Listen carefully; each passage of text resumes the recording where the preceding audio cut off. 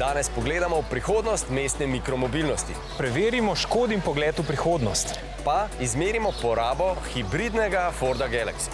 Preverimo pa, kako se stara olje.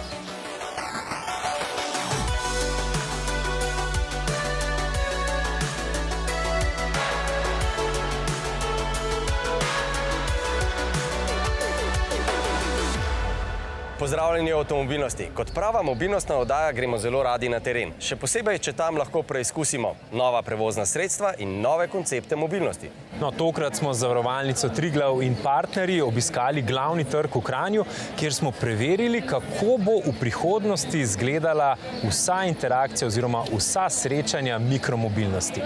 Izbira mesta Kranj nikakor ni bila naključje. Kranj je v zadnjih letih pokazal največ proaktivnosti na področju uvajanja novih mobilnostnih rešitev za mestno jedro. Hkrati pa je kranjsko staro mestno jedro kot narisano za naš eksperiment. No, za naš preizkus, kjer smo v soboto tudi med mimoidočimi izbrali kar nekaj ljudi, ki so bili pripravljeni iti v našo akcijo in seveda izbirali smo po ključu, da ima čim več različnih mikromobilnosti. Poglejmo, kaj je nastalo.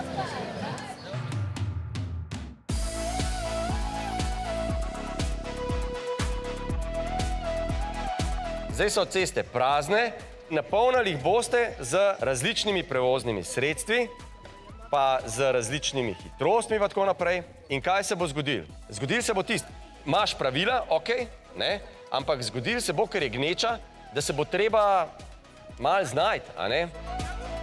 Znajti se pomeni, da je treba uporabiti znanje, telesne veščine, izkušnje, pa seveda vsa naša čutila. Skupaj z Zavarovalnico Triglav smo tokrat poligona za trening sočutnosti v prometu postavili v osnovni šoli Šenčur in pa prav sredi Kranja.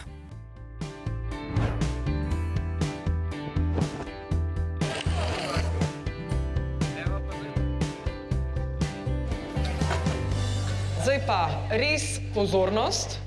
Pridružil se nam bo tudi kolesar, dve starki imamo pa... Imamo še eno poškodovano, kar rehabilitirana.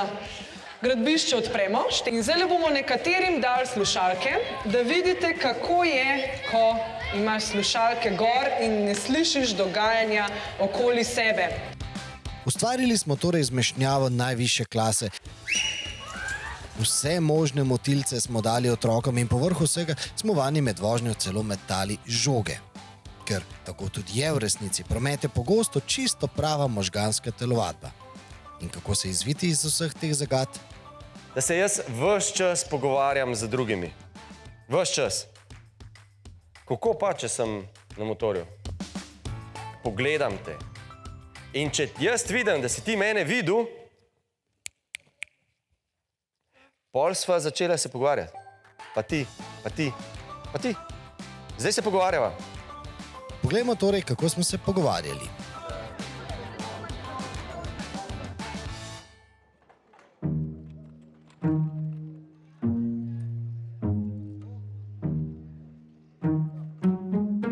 Tinkara, prej, ko so bila na tem mestu, si ti prišla z vozičkom? Ja. Pa sem se ti jaz tukaj namenoma nastavil. Pa sem bolj v telefon. Jaz sem čakala, ker nisem vedela, kaj narediti. Pa jaz se ti kar nisem hotel umakniti. Ja. In koliko časa bi še čakala? Dolg, dokler ne bi rekla. Moje ne moreš komunicirati, če ima eno v roki telefon, ker ni prisoten, takrat, ko se ti z njemu pogovarjaš. Torej, prvo pravilo je seveda, v prometu moramo biti prisotni. Pogledamo drugo pravilo. A se lahko z zvokom pogovarjamo? Ja. Seveda ja. Če smo imeli slušalke, potem ene poti za to, da se sporazumevamo, nimamo. Poškodoval sem se veliko. A ja, si prav padel? Ja, pač tako sem bil 20 na uro in mi je šel pač en avto mimo in sem najbolj tako bremzal z vso silo in pač sem padel. A bi lahko to nesrečo ti kaj nekakorkoli preprečil? Bi ga lahko recimo prej slišal ali videl? Ja, to lahko, ja. A si imel kaj v ušesih? Ne, sam sem imel zvočnik, ker pač je bila muzika, ja. No, ne gre samo za zvoke vožnje. Vrnimo se k Tinkari, ki je odkrila zvonček. A imaš kakšen zvonček? Ja, na kolesu imam zvonček. Ampak tukaj pride na vrsto sočutje. Sočutje je še posebej pomembno prav v takšnih mestnih jedrih, kjer imamo povsem različne hitrosti. Greš ti prepočasi, no, hoče iti hitrej in ja, jim gre na živce enim. In zato te trobijo. Ja, doskrat je bilo že tako. Pa je to v redu, da trobaš v bistvu tisti, ki Ma gre? ne, Zakaj ne? zaradi tega, ker jih pač vznemirjaš jih in Predlagam, da zdaj v komunikacijo vključimo tudi roke in oči. Tako nekako nakazala, da bi jaz šla prva. Kako? Jaz grem prva. Pa če ti skiroju boš imela obe roke gor, kaj boš naredila? In tako z glavo bom nakazala. No, hitrost je relativna. Z isto hitrostjo smo lahko ali prehitri ali pa prepočasni. A pa si bila prehitra?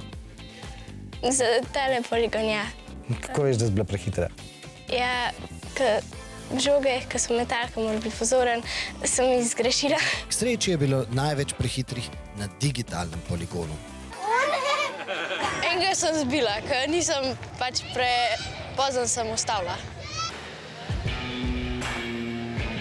Se pravi, Ana, kaj se zdaj tukaj dogaja na tem simulatorju?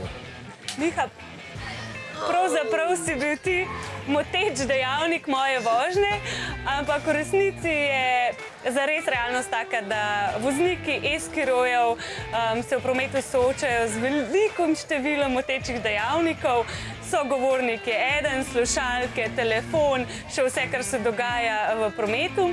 In tale simulator vožnje z e-skirojem, vsak voznik se lahko preizkusi v različnih nevarnih situacijah, kako dobro opazuje okolico, kako dobro predvideva, prilagodi hitrost in na koncu kako učinkovito zavira, da prepreči trk. Recimo tale analiza mojega trka, vidi se, da sem bila precej učinkovita in s prednjo in zadnjo zavoro, čez 70% potenciala obeh zavor sem izkoristila, bila sem pa prehitra, da bi preprečila trk. Da takšne simulatorje potrebujemo, kaže tudi dejstvo, da se včasih niti ne zavedamo, da ne zmoremo dovolj hitro ustaviti. Ker ti tak motor sam pomaga, pa še ti malo brenzaš in se hitro ustaviš. Kaj pa, če se moraš hitro ustaviti, tako iz 25 na 0? Se da. Se da. A tudi se pravi tamle noter, ki si moral tisto šikano zapeljati, si se lahko dovolj hitro ustavil? Okej. David boš ustavil, pa mu boš to pol demonstriral, prav? Prav.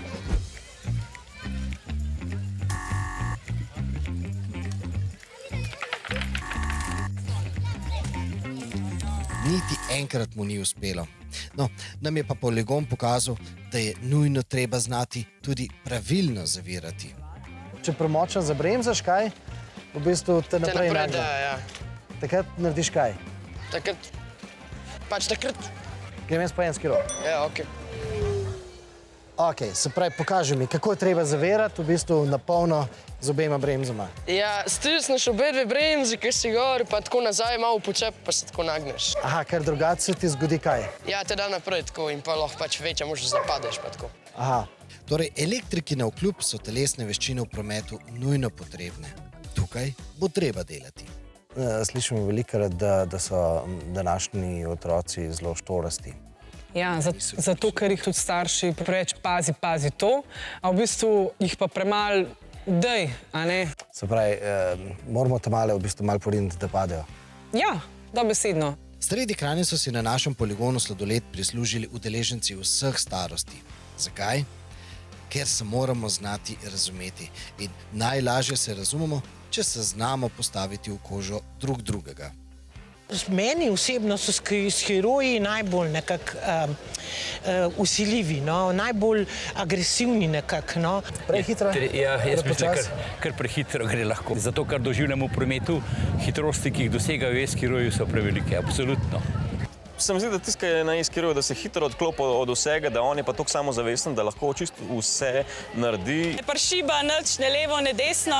Me zaboli pri srcu, ko vidim, kaj bi se lahko zgodilo, ko telefonirajo pa vozijo e-skiro. Kaj pa, če bi probali? Ja, bom. Zato, ker je fajn razumeti tudi druge, ne? Ja, meni fajn občutek je, moram reči, ampak se da kontrolirati svojo brzino. In vsem se da čisto lepo. In ne mi reči, da mi eden lahko takole šiba zraven, pa ne more nič narediti. Lepo se da, zelo lepo. Čisto počas greš lahko. Torej, Se pravi, vse je tle noter, uvedevnost, prijaznost. Ja, tako. Pa malo moraš imeti ravnotežja, seveda, zato pa svetujem telovadbo pa 8 zjutraj.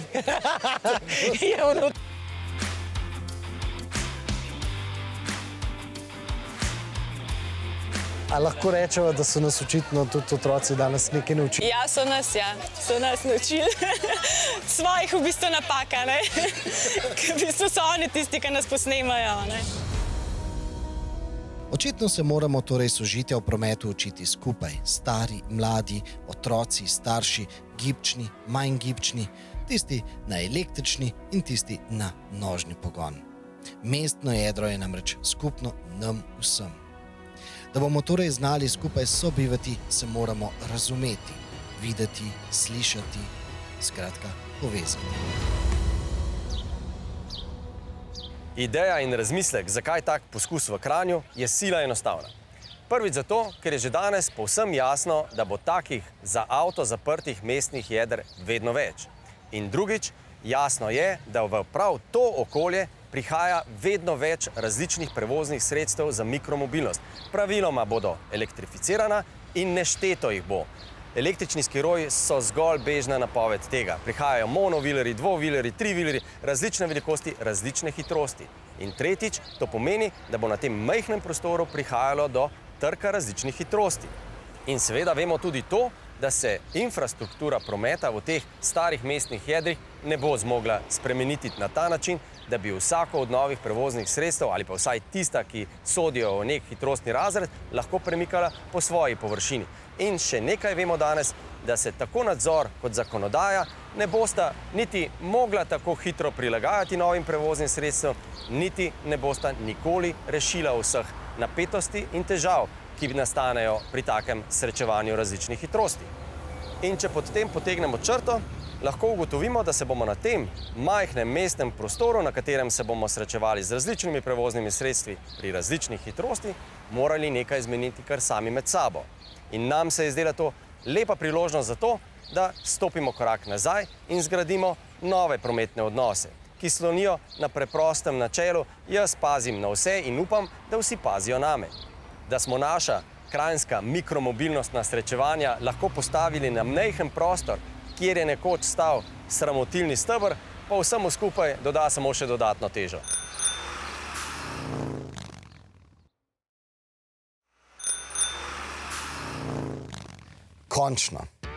Končno spet en normalen avtomobil. Namreč, zadnje čase so v naši testni floti večinoma, oziroma ne večinoma, ampak zelo pogosti so električni avtomobili. In te električni avtomobili seveda zelo radi skočijo, ampak potem, ko pride ovinek, takrat pa čutiš tisto maso. In ta avtomobil, čeprav je tak velik družinski avtomobil, 7 sedežev ima, je pravzaprav zelo lahkoten za vožnjo. Je zelo voljan se peljati po ovinkih in pa naravnost. Poglejmo Forda Galaxija s hibridnim motorjem.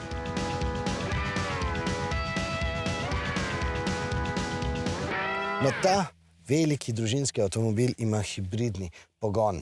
Gre za samopolnilni hibrid, se pravi, vanj ne vtaknemo kabla, zato da bi napolnili njegovo baterijo. Njegova baterija se polni samodejno med vožnjo. In ja, pozna se, da Ford zdaj že kar nekaj let ponuja hibridne pogone, namreč s tem hibridnim današnjim hibridom je ta vožnja bistveno bolj prijetna kot pa s tistimi prvimi Fordovimi hibridi, ki so bili še tako malce bolj raziskovalni, če lahko temu rečemo.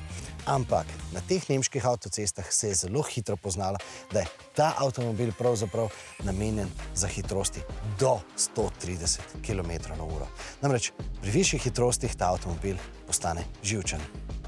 No, živčnost se kaže v tem, da njegovo družinsko udobje pri visokih hitrostih poskrbi za malce slabše smerno stabilnost, najbolj pa je zmotilo delovanje aktivnega tempomata. Namreč, če imamo nastavljeno recimo okoli 160 km/h, potem bo vsakič, ko bo se nekdo urinil pred nas, avtomobil začel na polno zavirati, prav živčno zavirati.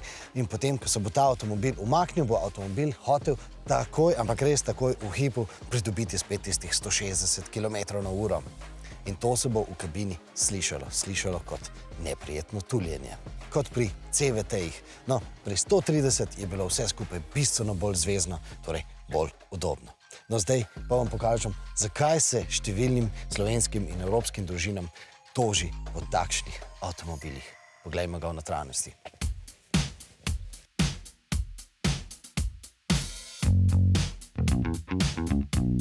Na naši poti po Nemčiji pa smo uživali zato, ker ima Galaxy tukaj v drugi vrsti 3 ločene sedeže, take prave velikosti za odrasle potnike. In te sedeži so tudi dovolj odmaknjeni od tal, se pravi, dejansko naša stegna počivajo na teh sedaljih, ne tako kot pri mnogih drugih enoprostorcih, kjer smo imeli noge zelo tako dvignjene in ni bilo tako udobno na dolgih poteh. No, na naši poti smo ta otroški stolček pritrdili v ta sredinski sedež z Isofix priključki, pa sta imela naša 2 velika najstnika tukaj na stranskih sedežih, kljub samo dovolj prostora.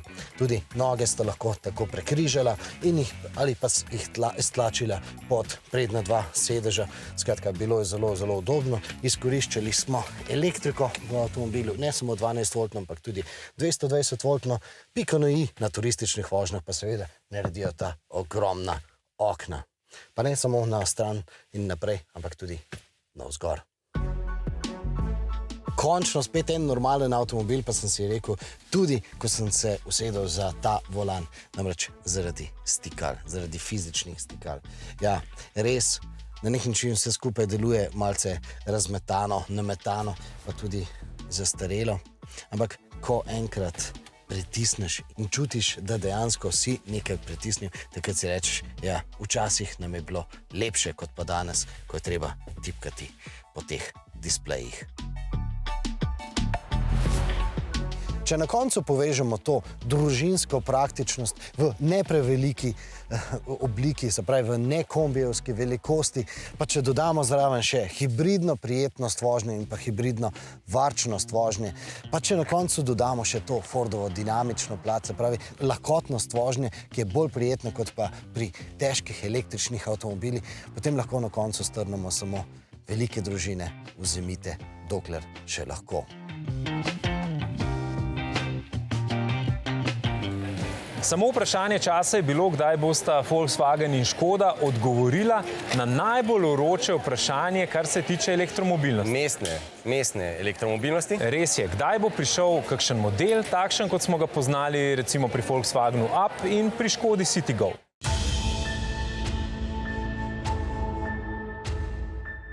Lanskega septembra je Škoda pokazala velik SUV s 7 sedeži, seveda na električni pogon, in takrat je bil odziv publike, ja, kaj se pa Škoda gre, da nam pripravlja avtomobil za samo bogate. No, Škoda danes odgovarja s celotno paleto novih električnih avtomobilov, ampak kaj, ko so teli avtomobili vsi po vrsti trdi.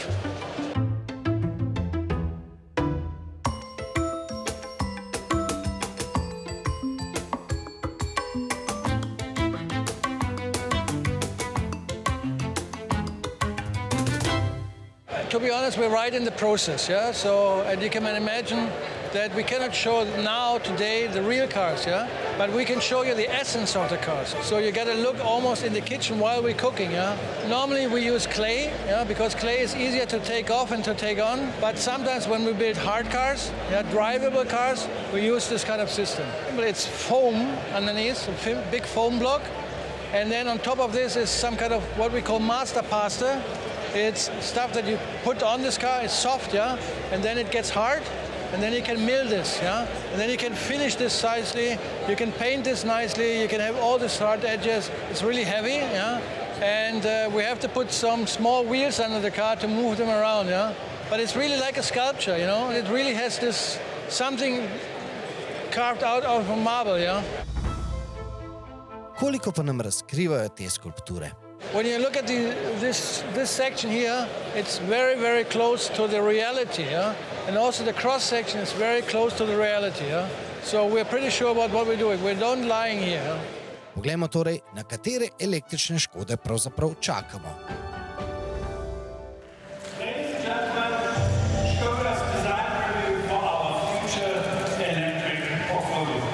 About 70% of our cars will be electric driven in 2030. And that means we need more cars. So what you are seeing here is the complete range, which we are thinking of is possible, we should have. And that means that the Enyaq Coupé and the Enyaq is not only getting product Aufwertung, a big facelift, they are also getting new family members. Torej, dvema Enyaqoma se bodo poleg že napovedanega velikega 7-sedežnega električnega SUV-ja pridružili še bolj klasično Škodini modeli, bolj dostopni modeli. Edini, ki že ima ime, je Elroq in brez zadržkom so pri Škodi povedali, da bo to električni Karoq. Verjetno pa bo najbolj težko pričakovan električni model karavan oziroma kombi. Combis are part of our DNA. Our customer base is huge. It's millions of people who have enjoyed Škoda for many generations. So of course, we have a customer base that we want to keep in the family, but then with a battery electric vehicle. Ampak čeprav Škoda že dolgo ni več znamka samo cenovno dosegljivih avtomobilov, pa se je kljub temu moralo zgoditi. Če Volkswagen reče, da bo pripeljal spet en ljudski avtomobil, ljudski električni avtomobil, mali električni avtomobil za manj kot 25 000 evrov, potem seveda mora Škoda odgovoriti. Ampak Škoda odgovarja z drugačnim malim avtomobilom za 25 000 evrov, z malim SUV-jem. Poglejmo, zakaj. You expected something smaller than that? Yes. Yeah. Actually, the car from the inside is spacious like, a purely developed battery electric vehicle. So it's really big, it's really spacious. But hey, at the moment, if you want to have something that is smaller than that, then you will have to gravitate towards the ICE models. So what will from Škoda, of course. What will be the name of this Fabik? Wow, that's a creative idea. We're not revealing that yet. We're currently examining what the right name for that car will be. Zdi pa se, da se Čehi električni prihodnosti zgolj prilagajajo, ker se pač morajo. Brez zadržkov povejo, da bodo še dolgo razvijali tudi klasične bencinske avtomobile. Oh yes, we will. Of course, we plan to also sell cars outside Europe, but the legislation for Europe is official. Naloga motornega olja je, da med dvema površinama, ki se dotikata, ustvari film in s tem zmanjša trenje. In skrbi za kup drugih pomembnih stvari. Recimo, pomaga odvajati toploto, skrbi za to, da je moč motorja, še posebej, če je olje kakovostno, večja, da je poraba nižja, da so izpusti nižji in da so stroški vzdrževanja nižji. In še na nekaj si pozabil. Kot je povedal Luka Osogovornik, olje skrbi tudi za čistočo motorja.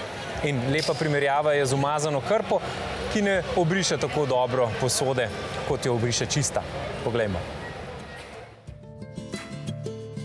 Pri izgorevanju nastane garež. Ta garež mora motorno olje odplakniti. In to odplakne, jasno se odnese s sabo, s tem tudi prečisti skozi filter motornega olja, vendar določen del tudi ostane zavedno v olju, ga ne moreš odstraniti v 100%. Predvidevamo, da se večina voznikov zaveda, da so redne menjave olja nujne. No, za boljšo predstavo pa si poglejmo, kako je pravzaprav videti olje v različnih življenjskih obdobjih. Kaj imamo tukaj, lahko tole pogledava? Tukaj imamo, bom rekel, novo olje, rabljeno olje, ki se je iztočeno iz dizelskega in iz bencinskega motorja. Okay. Lahko povabim, pa probava, kakšna je razlika na vtip. To ni strokovno, vendar je to ena od takih stvari, ki jih, bom rekel, zelo praktično, zelo hitro ugotovimo. Probajte.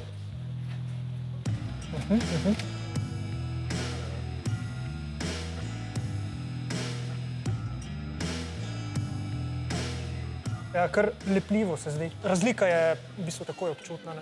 Temperatura je ena od tistih dejavnikov na to. Vlaga, kondenzacija, tudi gorivo je prisotno v motornem olju, saj vso gorivo v 100% ne zgori in s tem vse ti vplivi, trdni delci, ki se pojavljajo v motorju, prah iz zunanjosti, vse to poslabša in spreminja kemično strukturo olja. in zaradi tega tudi postane olje iz takšne čiste barve črno. Tako, seveda, olje ima, bom rekel, pralno funkcijo. Se pravi, na oblogah, stenah, batov se naberajo in na samem batu se naberajo garež saje in to je funkcija olja, ki mora to sprati. No, če ste med tistimi, ki občasno tudi ignorirajo avtomobilski poziv na servis, pa vzemite na znanje tole. Avto pripeljem na servis po 1,5 leta od preteklega servisa. Zakaj to ni ustrezno? Zaradi tega, ker olje izgubi mazalne sposobnosti. Ima že toliko nečistoč, s tem se zgosti in se s tem večajo temperature v samem motorju, pride do trenja, pride do brušenja lahko. Tukaj imate lahko precej škode. Zaradi tega je potrebno upoštevati navodila proizvajalca, da se menja olja v predpisanem časovnem ali kilometrskem roku. Novejša vozila pa so že opremljena tudi z, bom rekel, stipali. Senzor zaznava viskoznost olja, med drugim pa tudi se meri temperatura olja, katero je doseglo. Meri se, kolikokrat je bil zagon vozila. In še mnogo dejavnikov se spremlja in s tem sam računalnik motorja sporoča, bom rekel, uporabniku, da je potrebno zamenjati olje. Ko vi mislite, da je še olje še vedno, bom rekel, zadovoljive kakovosti, pa vendar vam že sporoča lahko vozilo samo, da je potrebno zamenjati. To je ena od velikih prednosti sedaj te elektronike. Vsi motorji držijo lahko veliko, samo ob primernem vzdrževanju. Se pravi, varčevati na menjavi olja je največja napaka, ki jo lahko naredi uporabnik vozila. Danes smo se posvetili mikromobilnosti v mestnih jedrih in sicer v mestih, kamor avtomobili nimajo več vstopa. No, že danes je pa povsem jasno, da se ta za avto zaprta mestna jedra ne bodo uspela uspešno razvijati in ponujati sodobnih vsebin, če se evolucija ne bo zgodila tudi na infrastrukturi, ki pelje do teh mestnih jeder. To pa je že bistveno težje, kot pa za avto zapreti mestni center. No, in preveč za eno oddajo, tako da bomo zagotovo o tem govorili še v kakšni od prihodnjih. Vmes pa nas sledite na naših socialnih omrežjih, predvsem na YouTube kanalu, kjer vam ponujamo razširjene vsebine. Se vidimo naslednjič. Srečno!